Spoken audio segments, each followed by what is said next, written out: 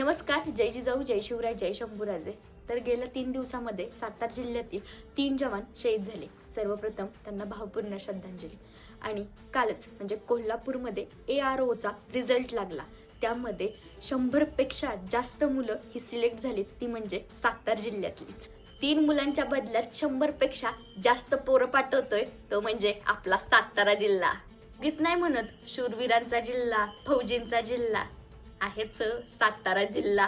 वाघाचं काळीज लागतं बरं का देशसेवेसाठी, घरातलं पोरग पाठवण्यासाठी. आजच माझ्या गावातला 18 वर्ष आत्ताच पूर्ण झालेला मुलगा छानसा असा भरती झालेला आहे. तुझं सुद्धा दादा खूप खूप अभिनंदन. आणि माझ्या सर्वच फौजी दादांचं खूप खूप अभिनंदन. आणि त्याचबरोबर ज्यांचं आर्मीवरती प्रेम आहे ना, चला या कमेंटमध्ये आणि सगळ्यांना अभिनंदन करायला अजिबात विसरू नका आणि कुठं कमीच पडू नका. जय जवान, जय किसान.